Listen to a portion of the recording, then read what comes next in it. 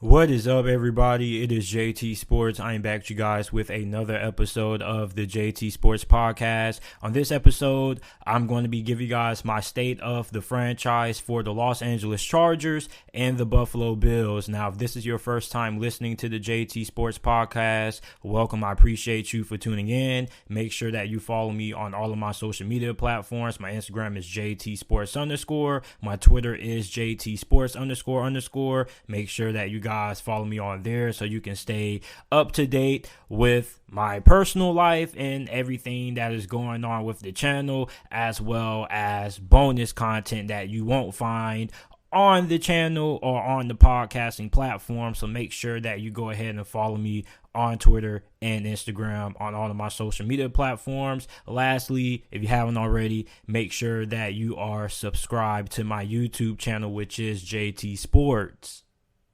The Los Angeles Chargers, in their first season under head coach Brandon Staley, went 9-8. Now, I was pretty surprised that the Chargers were not able to make it into the playoffs, because when Brandon Staley first got hired, this wasn't supposed to be a 2 or 3 year rebuild. Like, Brandon Staley, when he was first hired by the Chargers, most of us looked at it as a situation that was win now, because you already have your franchise quarterback set in place in Justin Herbert, which he was a Pro Bowler this year, so he played really well. The defense had, some talented pieces there. You had Derwin James, you had Joey Bosa, you had Kenneth Murray. So you look at the job that Brandon Staley did as the defensive coordinator for the LA Rams. He took their defense from being average to elite and under the span of 1 year. So you look at the talent that the Chargers had defensively, myself and other Chargers fans thought that the Chargers defense would end up being one of the best defenses in the league, and that the Chargers overall would be a team that, wouldn't be the best team in the AFC, but they would be a team that could get into the postseason and kind of have a similar run that Cincinnati had in the postseason this year.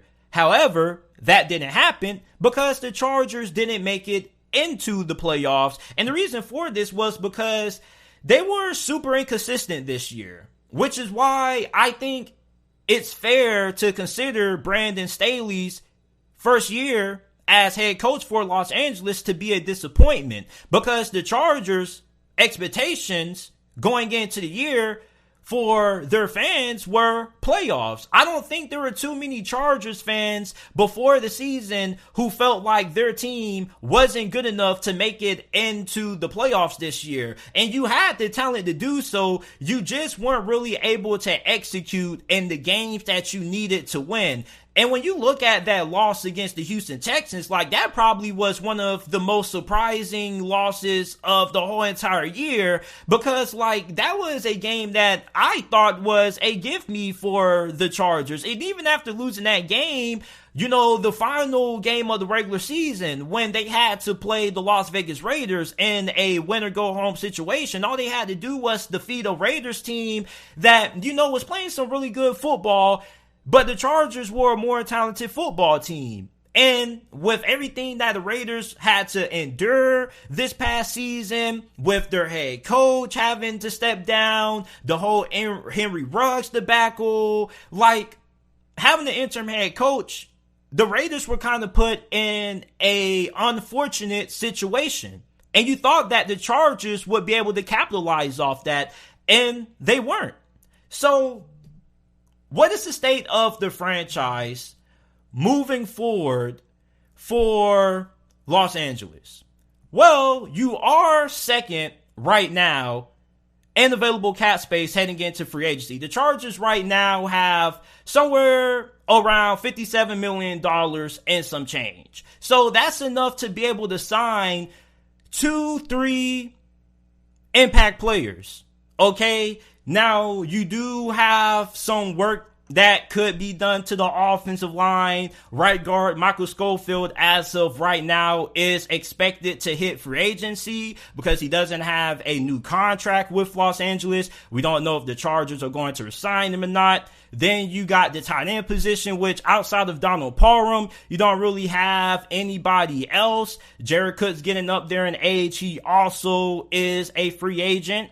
So you have to get younger when it comes to the tight end room, and you got to improve that. And you need to add some more depth on the interior of your defensive line because Linval Joseph is getting up there in age, and Justin Jones is going to be a free agent. Now, if the Chargers wanted to keep any of their upcoming pending free agents, they definitely have the money to do so, especially when it comes to wide receiver Mike Williams. Now, Mike Williams isn't a household name. However, he is a really good wide receiver. And if Mike Williams ends up leaving Los Angeles and signing with the right team, he can end up being a top 10 wide receiver because he's a really good contested jump ball wide receiver. He's not a wide receiver who you are going to see do a lot with the ball in his hands. He's not really going to make a lot of people miss after the catch. He's one of those guys who is a really good 50-50 ball threat who you pretty much just throw the ball up to in single coverage and he goes up and gets it. He also could be a really good red zone target.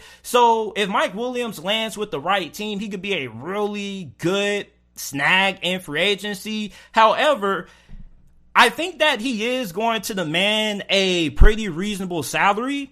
So if you're the Chargers, you got to be looking at it like this, okay? Like there are a lot of talented wide receivers coming out in the upcoming 2022 NFL draft. And also, you have enough money that you potentially could upgrade from Mike Williams. So, the money that you potentially could pay Mike Williams, you can use that money and pay a guy like maybe an Allen Robinson or Chris Godwin. And although those guys are going to demand a little bit more money than what Mike Williams is going to demand, you could upgrade. Also, for the Chargers, you could bring in another good pass rusher to pair alongside of Joey Bosa. Like, with the money that the Chargers have to spend, there's really no reason why this team can't go from missing the playoffs to being a Super Bowl contender by the end of the offseason. Okay? And on top of that, the Chargers have some really great young building blocks to build around for the next 7 to 8 years. And I'm not talking about Justin Herbert because we already know how great he is. I'm talking about guys like Asante Samuel Jr., Rashawn Slater. Like, those two guys played phenomenal as rookies. As a matter of fact, they were probably two of the best rookies at their positions from this past season. So you definitely have some key players to build around with. Okay, and then you got Duran, you got Joey Bosa there. So now all you really need is to sign 2-3 more high-profile players, and you should definitely be in that Super Bowl conversation. However, you also have to look at the rest of the AFC West because the AFC West is going to be a really interesting division to watch for the next 3 to 4 years because you have Kansas City there with Patrick Mahomes and Andy Reid still there. We know that they're definitely going to be a factor. You got the Denver Broncos, who many people believe are a quarterback away from being a Super Bowl contender. Then you have the Raiders with Josh McDaniels. They hire him, bring in general manager Dave Ziegler. And on top of that, they already made the postseason this past season. So Raiders fans probably going to think, okay, now with the fact that we have a legit coaching staff, not working for interim head coach, you know, we should be a better team going into this season than we were last season with everything that we had to deal with. So the AFC West is a really tight division. And we know that the Chiefs are the best team in that division, but the rest of the teams in the AFC West, you know, like, you kind of can say they're neck and neck. Like, the Chargers have the quarterback that, you know, everybody wants. Everybody wants to have a Justin Herbert, a elite quarterback with a great arm that can make plays. However, the Raiders don't really have that. But you do have Derek Carr, which he's not bad. He played really good. As a matter of fact, Derek Carr, you probably could say, was a top 12 quarterback this past season. However, for the Chargers, you definitely are lacking when it comes to what you need on the defensive side of the football, because you could probably make the argument and say that the Raiders, Broncos, and Chiefs are ahead of the Chargers when it comes to defense. So they have to be able to improve that defense. And when you're playing in a division with quarterbacks like Patrick Mahomes and whoever Denver's going to bring in, like, you have to be able to slow down these great offenses. That's the name of the game. So for the Chargers, are they going to be able to add the necessary pieces defensively? Are they even going to be aggressive in free agency? Because just because a team has a lot of cap space doesn't mean they're going to use it all. Doesn't mean they're going to be aggressive. Like, we've seen plenty of instances where teams have had a lot of cap space going into free agency and they don't really sign anybody and they don't really use it all that much. So you guys let me know what you guys think about the state of the franchise for the Los Angeles Chargers moving forward. Are you high on the LA Chargers, or do you think that Brandon Staley may not be as good as a head coach that we expected he might be? Let me know down in the comment section down below if you are listening to this on YouTube. Also, make sure to check out the JT Sports Podcast, available on all podcasting platforms. We got to talk about the state of the franchise for the Buffalo Bills. And this is a pretty tough one for me to talk about because, like, I love the Buffalo Bills. I'm not a Buffalo Bills fan, but I love the Buffalo Bills because, first of all, I love Bills Mafia. You guys show a lot of love, a lot of support to the podcast. On top of that, I love small market teams. Okay, I'm just a small market person because I love rooting for the underdog. However, when you look at the Buffalo Bills, man, they're in a really tough spot right now. Now, they went 11-6. They won their division, the AFC East, and they lost to Kansas City in the divisional round of the playoffs, which pretty much came down to a coin flip. A coin flip pretty much decided the outcome of the Bills and Chiefs game, which the Chiefs ended up winning, advancing to the AFC Championship game. So you look at the Buffalo Bills. If you're a Bills fan, you're probably asking yourself, JT, what do we have to do to get over the hump? And that's why I said earlier that the Bills in Tennessee are pretty much in similar situations, because the Titans and the Buffalo Bills are teams that are in the Super Bowl window. They have rosters that are capable of winning the Super Bowl. However, they simply can't afford to get over the hump.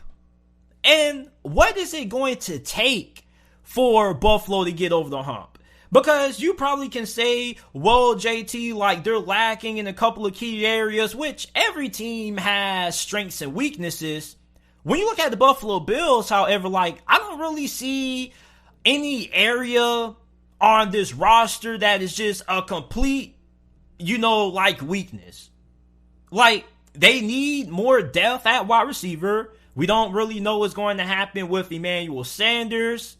Okay, they need to improve at left guard because one of their starting offensive guards from this past season is currently right now slated as a free agent. Then you got edge rusher Jerry Hughes. So what is it going to take for Buffalo to get over the top? What marquee player could they potentially sign in free agency to help boost them over that hump? Is it the run game? Do they need to have a better running back? Do they need to have, a more dominant pass rusher? Because we saw Gregory Rousseau flash a couple of times during his rookie season. Do they need him to explode?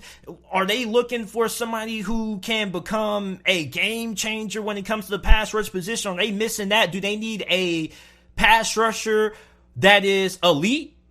Are they hoping that Gregory Rousseau can blossom into that elite pass rusher that they're looking for? Do they need another corner, another linebacker, another D? What is it? You get what I'm saying? That's what I'm trying to find out. That's what a lot of people are trying to find out. What is keeping Buffalo from getting over the hump other than Kansas City? Like, why can't the Buffalo Bills defeat Kansas City? And that's pretty much the question that a lot of people are going to be asking when it comes to the Buffalo Bills. Like, can the Buffalo Bills finally get over the hump? Can they finally beat the Kansas City Chiefs in the postseason when it matters the most? Because if you ask me, if Buffalo played the Cincinnati Bengals in the AFC Championship game, I would have took Buffalo because Buffalo was a better matchup. Because Buffalo's defense was better than Kansas City, and their secondary was a lot better than Kansas City's. And when you're playing Cincinnati, you have to limit their ability to create big plays, which is something that I think is a strength of the Bills' defense. So I think that Buffalo, if they would have played Cincinnati in the AFC Conference Championship game, they would have advanced to the Super Bowl. However, we can't live off speculation and what ifs. But it does look like there is a position that we may be overlooking that if Buffalo can improve, could be what takes them over the hump. But the question is, what is that position? Now, also, Josh Allen had a phenomenal season. And not a lot of people are really giving Josh Allen the praise he deserves for how he played this year. Like, he had, one or two off games. But outside of those one or two off games that he had, like, he was consistent. He may have been the second most consistent quarterback this past season behind Aaron Rodgers, because Josh Allen delivered time in and time out. And if you guys aren't following me on Instagram, make sure that you guys go ahead and do so. You can follow me on Instagram at JTSports_. I released my all-pro team. The guys who I felt should have been all pros. And Josh Allen was, behind Aaron Rodgers when it comes to my all-pro list of quarterbacks. I only chose 2. And I felt like Josh Allen was the second best quarterback in the NFL from this past season. He was more consistent. And on top of that, he made a lot of big plays. And he wasn't as turnover prone during games like guys like Patrick Mahomes were or Justin Herbert. And I'm looking at Josh Allen right now. I have him rated as the second best quarterback in the NFL. And if Aaron Rodgers retires and doesn't play for the Packers or doesn't play overall and is just done with football, I would have Josh Allen as the best quarterback in the NFL. Because, he had a phenomenal season, and yet, he was a Pro Bowl snub initially. He wasn't one of the 3 QBs voted into the Pro Bowl for the AFC initially. It was Patrick Mahomes, Justin Herbert, and Lamar Jackson. So he wasn't even initially a Pro Bowl starter. So then you look at the fact that, he wasn't named to the All-Pro team. I just feel like you look at Josh Allen. Josh Allen has been incredibly underrated based off how he's performed. And it's kind of weird because everybody knows that Josh Allen is one of the best quarterbacks in the league. But I'm calling him underrated because I don't feel Josh Allen is properly ranked where he should be in terms of quarterback rankings in the NFL. If you were to name your top 3 QBs in the league right now, I'm pretty sure not too many people would consider Josh Allen to be a top 2, top 3 quarterback right now like I do. So I think Josh Allen deserves a lot of praise. And I'm going to be interested in seeing how next season goes for Josh Allen, because their offensive coordinator who has been with the team ever since Josh Allen was first drafted, Brian Daboll, took the head coaching job with the New York Giants. So Ken Dorsey is going to be replacing Brian Daboll as Buffalo's new offensive coordinator. And we don't really know what to expect from Ken Dorsey. We don't know what his tendencies are. We don't really know what kind of play calling he likes to, rely on in certain situations. We don't really know about Ken Dorsey. So it's a huge question mark when it comes to, what kind of play calling you're going to get out of him. However, having Josh Allen is going to help out Ken Dorsey, because when you have an elite quarterback, he can turn a bad play call into a good play call. He can turn a play that should result in a loss of yardage and turn that play into a 2-yard gain. So the better quarterback you have, the better he's going to make the guy calling the plays look. So the last thing is, what will happen with cornerback Levi Wallace? Will he return to Buffalo? Because he's coming off his best season during his time in Buffalo. Like, this past season, 2021-2022, was the best season he ever had in his pro career. And he's probably going to get a pretty solid contract in free agency. He's not going to get anything that's going to make him the highest paid corner or anything like that. Nothing record breaking, but he is going to demand a pretty solid contract in free agency. I wouldn't be surprised if we see Levi Wallace sign a deal that's around 3 years, $30 million, somewhere in that range. I'm not talking about $30 million per year, but I'm just talking about overall. You know, he's making $30 million over the next 3 years or something like that. You get what I'm saying? So we don't really know where, you know, other teams have Levi Wallace in terms of their rankings and priority for agents that they got to get in, that they must sign. So I think there's a chance that we could see Levi Wallace return to Buffalo. However, you know, Buffalo currently is under the cap. They're negative $1 million under the cap, so they're going to have to renegotiate a couple of deals and rework some things. But I do think that there's a good possibility that Levi Wallace could return in free agency to Buffalo, because he's going to get a pretty solid contract, but I don't think it's going to be anything that Buffalo shouldn't be able to match. So overall, I look at where this franchise is for Buffalo, and I know Bills Mafia has to be pretty frustrated with the fact that they keep coming up short. However, you're getting there. You're coming close. And the fact that you're coming close may irritate you, but I think that we are going to see Buffalo in the Super Bowl sooner rather than later. So you guys let me know how you guys feel about the state of the franchise for the Buffalo Bills.